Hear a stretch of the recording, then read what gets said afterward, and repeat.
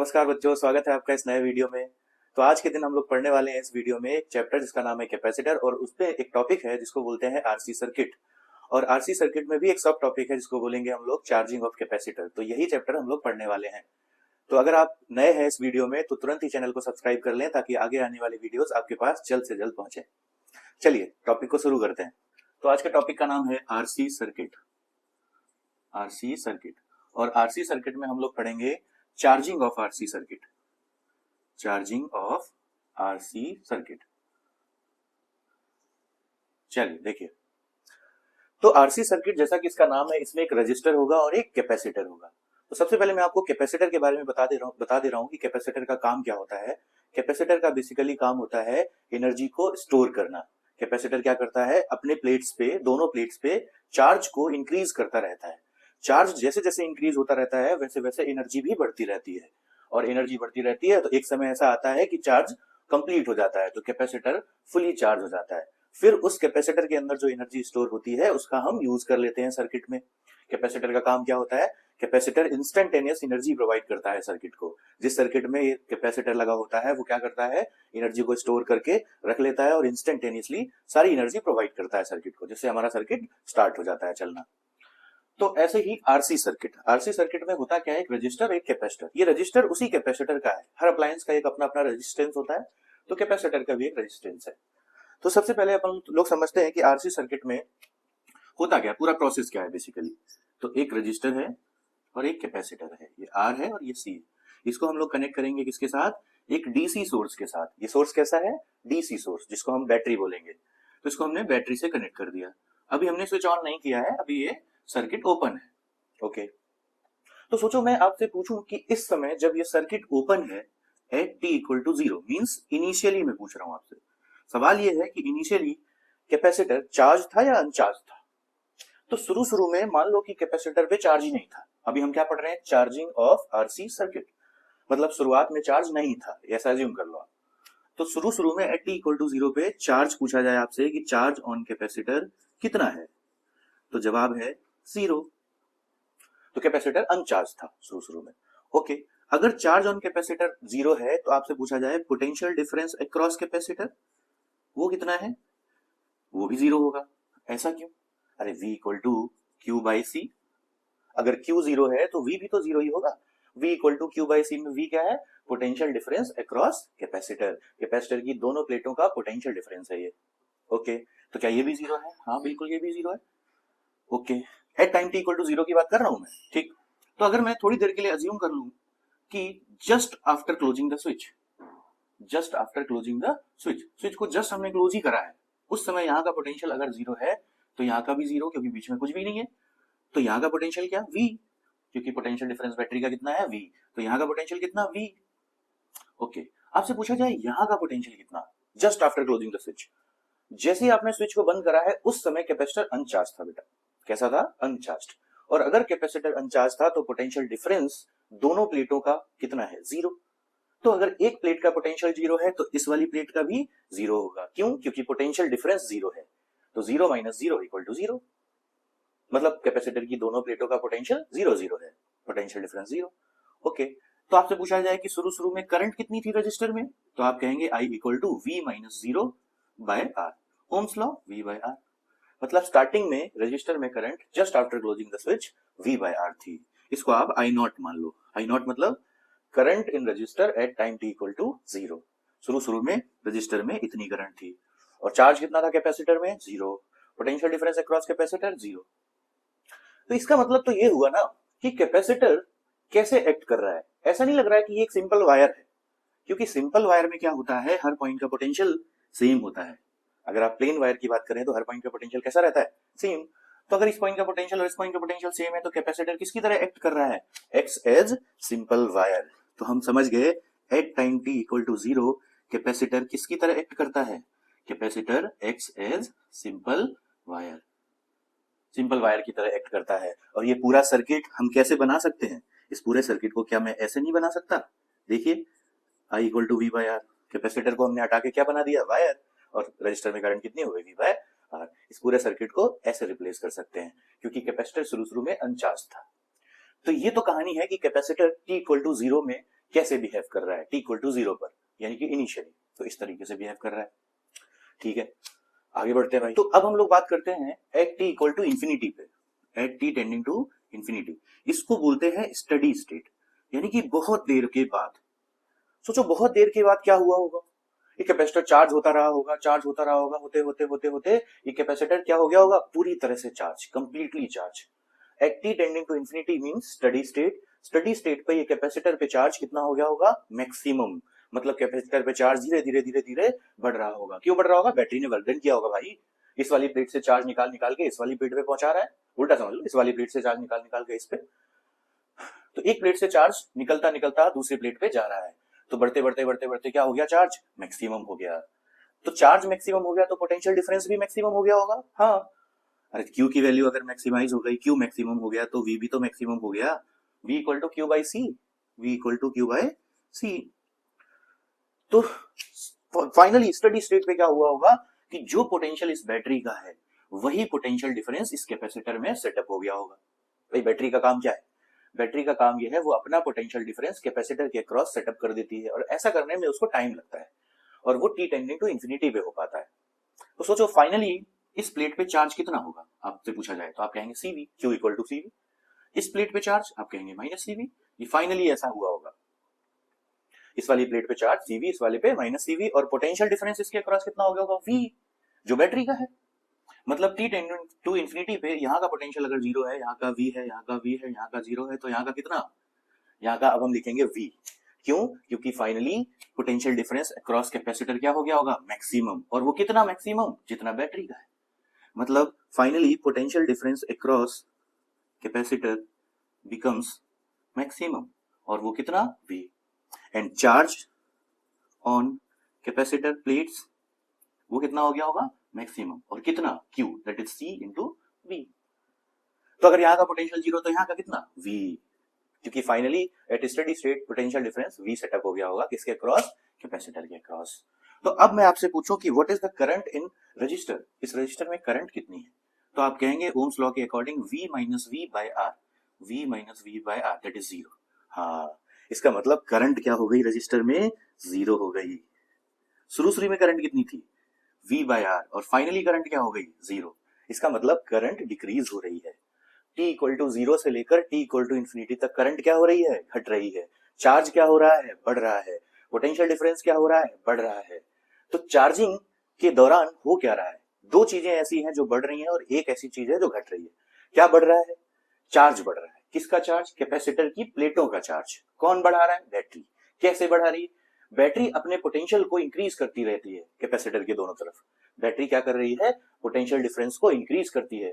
तो इंक्रीज करते करते करते करते उसने पोटेंशियल डिफरेंस उतना ही सेटअप कर दिया जितना उसका खुद का है, वी। तो वैसे ही चार्ज बढ़ते बढ़ते बढ़ते बढ़ते मैक्सिमम हो गया, कितना, सी इंटू वी। शुरू में कितना था, 0। क्यों, क्योंकि वी 0 था।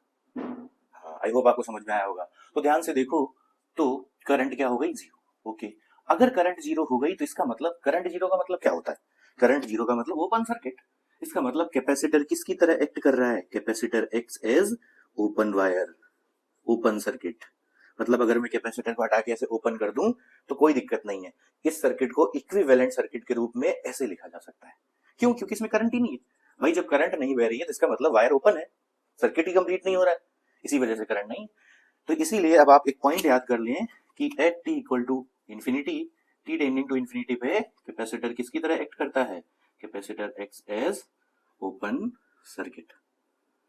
t इक्वल टू 0 पे कैपेसिटर प्लेन वायर की तरह एक्ट करता है, t इक्वल टू इंफिनिटी पे ओपन सर्किट की तरह। तो ये t इक्वल टू 0 की कहानी थी और ये t इक्वल टू इंफिनिटी की है। अब हम लोग पढ़ेंगे इनके बीच में क्या हुआ होगा। t इक्वल टू 0 से t इक्वल टू इंफिनिटी के बीच में भी तो भाई कुछ हुआ होगा ड्यूरिंग चार्जिंग। भाई ये तो चार्ज कंप्लीट हो गई तब की कहानी, शुरू में चार्ज था ही नहीं तब की कहानी। अब हम इनके बीच की कहानी पढ़ेंगे। तो देखो अब हम बात कर रहे हैं eight any time t, eight any time t की बात कर रहे हैं। सोचो एट एनी टाइम टी पे कैपेसिटर पूरी तरह चार्ज नहीं हुआ है, हाँ कुछ चार्ज आया है इस पे। मान लो कि कैपेसिटर की प्लेट पे चार्ज छोटा क्यू है एट एनी टाइम टी। भाई कैपेसिटर चार्ज हो रहा है ना, टी इक्वल टू 0 से टी इक्वल टू इंफिनिटी तक क्या हो रहा है, चार्ज बढ़ रहा है, पोटेंशियल डिफरेंस भी बढ़ रहा है और करंट घट रही है। तो सोचो in between t equal to 0 and tending to infinity charge कुछ तो रहा होगा इस पे, मान लो छोटा क्यू। इस वाली प्लेट पे माइनस छोटा क्यू, कैपेसिटर की दोनों प्लेटों पे अपोजिट चार्ज होता है, तो इस पे चार्ज छोटा क्यों रहा होगा। तो आपसे पूछा जाए कि पोटेंशियल डिफरेंस कितना होगा अक्रॉस कैपेसिटर, कैपेसिटर की प्लेटों के अक्रॉस पोटेंशियल डिफरेंस कितना होगा एट एनी टाइम टी की बात कर रहा हूं, तो वो कैसे निकलेगा, अरे फॉर्मूले से निकलेगा, v equal to q by c. Charge अगर छोटा क्यू है तो potential difference q by c रहा होगा। इसका मतलब अगर यहाँ का पोटेंशियल 0 है तो यहाँ का कितना, क्यू बाय सी। क्यों, क्योंकि पोटेंशियल डिफरेंस क्यू बाय सी है। ये छोटा क्यू कैपिटल क्यू से कम है। मैक्सिमम चार्ज कितना है, मैक्सिमम चार्ज हमने माना था capital q which is equal to c into v. ये मैक्सिमम चार्ज है, ये मैक्सिमम नहीं है, ये सीवी से कम है।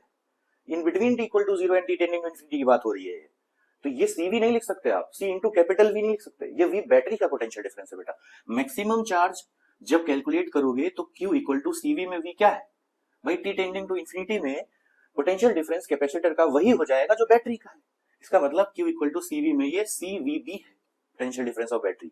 लेकिन अभी Q इक्वल टू सीवी में V potential difference of battery नहीं है, अभी तो ये V छोटा v डैश लिख लो इसको, v dash is less than capital V। अभी पोटेंशियल डिफरेंस इन दोनों के अक्रॉस कम है, किससे कम है, इस V से। तो अभी इनके बीच पोटेंशियल डिफरेंस बढ़ रहा है। शुरू में इनके बीच पोटेंशियल डिफरेंस कितना था, 0, अब कितना है v डैश, और फाइनली कितना होगा, capital V which is potential difference of battery. Okay, तो पोटेंशियल डिफरेंस पता चल गया। ओके, यहाँ का पोटेंशियल 0 तो यहाँ का V, तो यहाँ का V। अब आपसे पूछा जाए करंट कितनी, तो करंट क्या होती है ओम्स लॉ के according, V minus Q by C by R। Ohm's law, potential difference divided by resistance is current. Okay, तो ये करंट आ गई। क्या ये करंट कांस्टेंट है या चेंज हो रही है, चेंज हो रही है। क्यों, क्योंकि भाई देखो ये जो Q है छोटा Q ये बदल रहा है, Q is function of time, बढ़ रहा है, ये चार्ज इज इंक्रीजिंग। कैपेसिटर की प्लेटों का चार्ज बढ़ रहा है, बढ़ते बढ़ते बढ़ते बढ़ते मैक्सिमम कितना, कैपिटल Q, और वो किसके बराबर, C इंटू VB के बराबर। VB is potential difference of battery. Okay, current change हो रही है, तो ये किसी भी टाइम t वाली करंट है बेटा, एट एनी टाइम t की करंट है। क्या मैं इसको dq by dt लिख सकता हूँ, because current is defined as rate of flow of charge, v minus q by c by r। इसको थोड़ा सा सॉल्व कर लेंगे हम लोग, dq by dt equal to cv minus q by rc। LCM ले लिया मैंने। अब क्या किया जाए, इस वाले टर्म को इधर dq by cv minus q equal to dt by rc। अब क्या करें, इंटीग्रेट। सोचो एट t इक्वल टू 0 पर चार्ज कितना था, 0। भाई यहाँ कौन वेरिएबल है, q, यहाँ कौन वेरिएबल है, t। तो t इक्वल टू 0 पे चार्ज कितना था, q 0। Eight any time t मान लो चार्ज स्मॉल q है, जो कि हमने माना है अभी। At any time t charge on capacitor is small q। Limit लगाएंगे, अब इसको सॉल्व कर लेंगे। 1 बाय x का integration ln cv minus q divided by differentiation of this 0 minus 1, limit from 0 to q equal to 1 by rc which is constant, 1 का integration t, limit लगाने पर भी t ही आएगा वो। ओके, अब इसको थोड़ा सा और सॉल्व कर लेते हैं, थोड़ा सा और सॉल्व करेंगे, लिमिट लगाएंगे तो q की जगह q रखेंगे तो यही आएगा ln cv minus q, minus times ln, हाँ इस माइनस को इधर ले जाओ, राइट में लिख लो, minus 1 by rc into T. अब q की जगह 0 लिख दोगे तो क्या आएगा, ln cv equal to this, तो ln a minus ln b, ln a by b, cv minus q by cv equal to minus t by rc। Log को दूसरी साइड ले जाएंगे तो किस में जाएगा, e में, यानी कि e की पावर माइनस t बाय, इसका इसमें मल्टीप्लाई कर देंगे, cv minus q equal to cv e की power minus t by rc।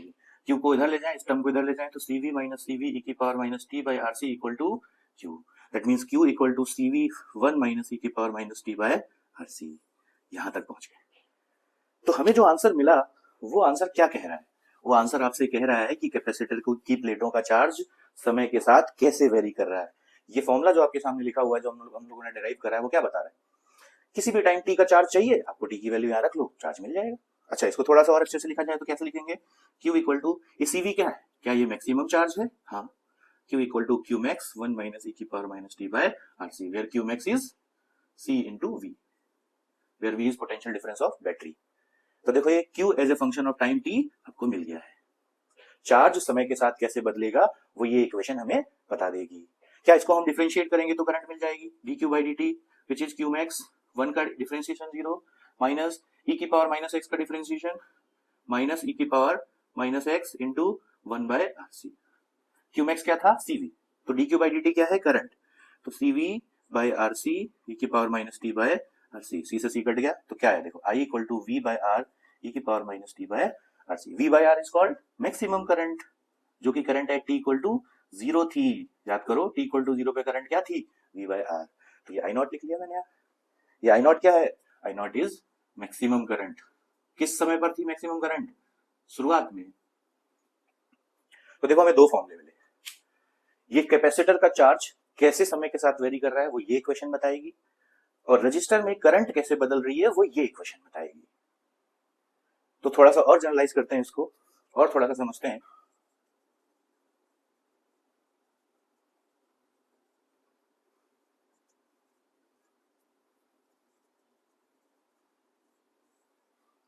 चाहो तो आप इन दोनों इक्वेशन को जो आपने डिराइव करा है इनको वेरीफाई कर सकते हो। अगर आप इस इक्वेशन में टी की वैल्यू जीरो रख दें तो यहाँ क्या आएगा, e की पावर जीरो, e की power zero is one, one minus one is zero, इसका मतलब q इक्वल टू जीरो।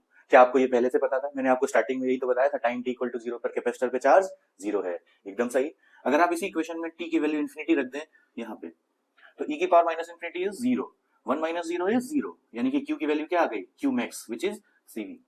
क्या t टेंडिंग टू इंफिनिटी मतलब स्टडी स्टेट पे कैपेसिटर का चार्ज cv हो जाता है, हाँ ये तो हम पहले ही बता चुके थे आपको।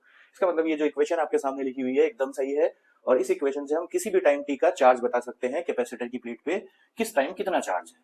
इस इक्वेशन को भी वेरीफाई करना चाहो तो t इक्वल टू जीरो रखो, इसमें e की पावर जीरो वन, तो i की वैल्यू कितनी, I naught is v by R. क्या हमें पहले से पता था t इक्वल टू जीरो में रजिस्टर के across current v by R थी विच इज मैक्सिमम करंट। अगर आप इसी इक्वेशन में t की वैल्यू इन्फिनिटी रख दें तो e की पावर माइनस इन्फिनिटी जीरो, मतलब करंट क्या हो गई, जीरो। क्या आपको पहले से बताया था मैंने, i इक्वल टू जीरो हो जाता है कब, t टेंडिंग टू इन्फिनिटी पे। बोला था capacitor x as open circuit और इस समय capacitor x as simple wire. तो ये दोनों फॉर्मूले आपको किसी भी टाइम t पे करंट या चार्ज बता सकते हैं। अगर आप ग्राफ बनाना चाहते हो तो ग्राफ बना लो, बन गया आपके सामने ग्राफ, देखिए कैसे। थोड़ा सा अगर आप अंदाजा लगाएं तो हमारा ग्राफ कहां से चालू होगा, जीरो से। क्यों, क्योंकि t इक्वल टू जीरो पे चार्ज क्या है, जीरो, मतलब हमारा ग्राफ यहां से चार्ज स्टार्ट होगा, ओके। खत्म कहां पे होगा, t टेंडिंग टू इंफिनिटी पे कैपेसिटर पे चार्ज कितना, cv, मतलब हमारा ग्राफ एक ऐसी लाइन जो कि cv है उससे ऊपर नहीं जाएगा। और ये cv चार्ज होने में कितना समय लगेगा, इनफाइनाइट टाइम, मतलब कैपेसिटर कंप्लीटली चार्ज होने में कितना समय लगाता है, अनंत समय लगाता है।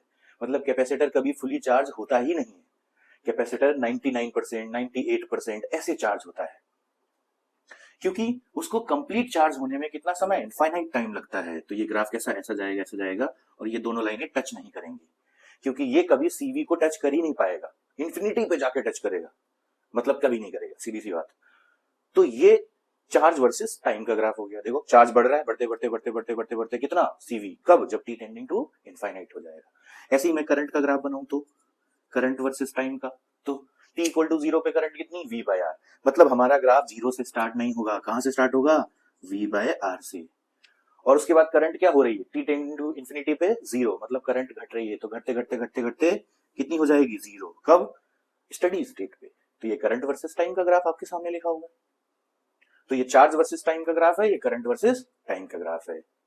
एक छोटी सी बात और है, इस इक्वेशन में ये जो आरसी लिखा है, इसमें भी आरसी लिखा है, इसमें भी आरसी लिखा है, this RC is called time constant, this RC is called time constant, tau से डिनोट करते हैं, मतलब टाउ की वैल्यू होती है आरसी।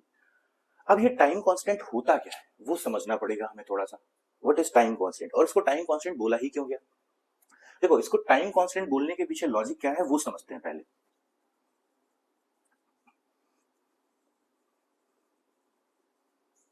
देखो बच्चा लोग, इसको टाइम कांस्टेंट बोलने के पीछे लॉजिक ये है, अगर आप इस आर और सी की यूनिट निकालें, यूनिट ऑफ आरसी, और वो भी ऐसा यूनिट, तो देखना क्या आएगी, रेजिस्टेंस, रेजिस्टेंस की यूनिट ओम, ओम को अगर लिखा जाए तो हम लिख सकते हैं वोल्ट पर एम्पियर। भाई r equal to v by i होता है ना, तो r equal to v by i, तो वी क्या है वोल्ट, ए क्या है एम्पियर, आई क्या है एम्पियर, तो रेजिस्टेंस की यूनिट हो गई वोल्ट पर एम्पियर। कैपेसिटेंस की यूनिट, कैपेसिटेंस की यूनिट फैराड होती है, लेकिन थोड़ा उसको एक्सपेंड करके लिखोगे तो क्या लिखेंगे, कैपेसिटेंस की यूनिट क्यू बाई वी, यानी कि कूलम पर वोल्ट।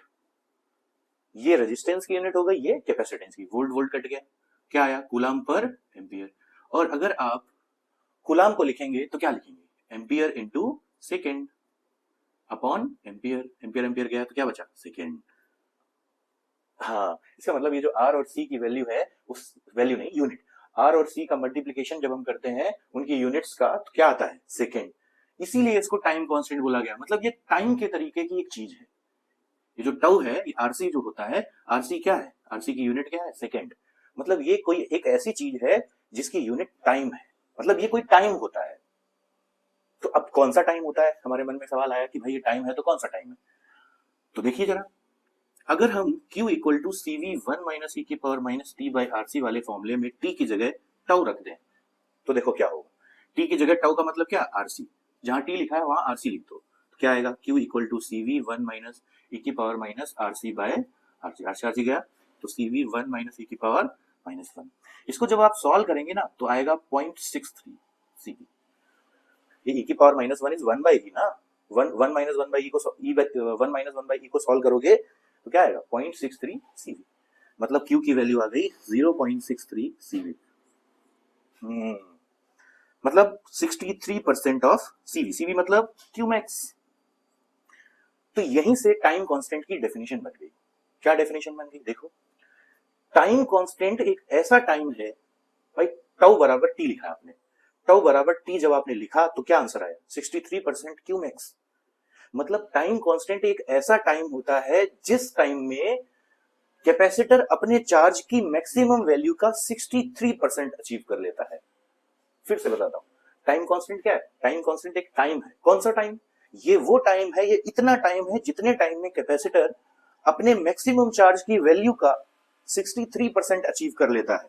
मतलब कहने का, ये चार्ज बढ़ रहा है कैपेसिटर में, चार्ज बढ़ते बढ़ते बढ़ते बढ़ते कितना हो गया 63%। किसका, maximum charge which is CV. तो जब कैपेसिटर अपने मैक्सिमम चार्ज का 63% अचीव कर लेता है, उतने टाइम को टाइम कांस्टेंट बोलते हैं। मतलब ये टाइम ही होता है, ऐसे समझ लो। कौन सा टाइम होता है, 63% चार्ज को अचीव करने में कैपेसिटर जितना समय लगाता है उसको टाइम कांस्टेंट बोलते हैं। और एक और बात, ये टाइम कांस्टेंट बड़ी सही चीज है। ये टाइम कांस्टेंट हमें ये भी बताएगी कि कौन सा सर्किट फास्ट चार्ज हो रहा है, कौन सा स्लो चार्ज हो रहा है। कैसे, सोच के देखो, अगर किसी सर्किट का टाइम कांस्टेंट ज्यादा है, what do you mean by high time constant. Time constant अगर ज्यादा है तो क्या मतलब है उसका, कि वो सर्किट 63% अचीव करने में ज्यादा समय लगाता है। अगर tau 1 is greater than tau 2, that means ये वो सर्किट होगा जो 63% चार्ज अचीव करने में ज्यादा समय लगाएगा in comparison to second circuit. इसका मतलब ये समय ज्यादा ले रहा है, इसका मतलब ये स्लो है। मतलब अगर टाउ 1 ग्रेटर देन टाउ 2 है, मतलब तो पहला वाला जो सर्किट है वो स्लो चार्ज हो रहा है और दूसरा वाला फास्ट चार्ज हो रहा है। इसका मतलब टाइम कांस्टेंट अगर ज्यादा है तो चार्जिंग कैसी है, चार्जिंग स्लो है, चार्जिंग स्लो है। और टाइम कांस्टेंट अगर कम है तो चार्जिंग फास्ट हो रही है। टाइम कांस्टेंट हमें ये भी बताता है कि कौन सा सर्किट फास्ट चार्ज हो रहा है, कौन सा स्लो। तो बहुत इंपॉर्टेंट बात है ये। इसका फॉर्मूला R/C होता है। ये वो टाइम होता है जितने टाइम में चार्ज अपनी मैक्सिमम वैल्यू का 63% अचीव कर लेता है, उस टाइम को टाइम कांस्टेंट बोलते हैं। और जिस सर्किट का टाइम कांस्टेंट ज्यादा होता है वो स्लो चार्ज होता है, जिस सर्किट का टाइम कांस्टेंट कम होता है वो चार्ज बहुत जल्दी होता है।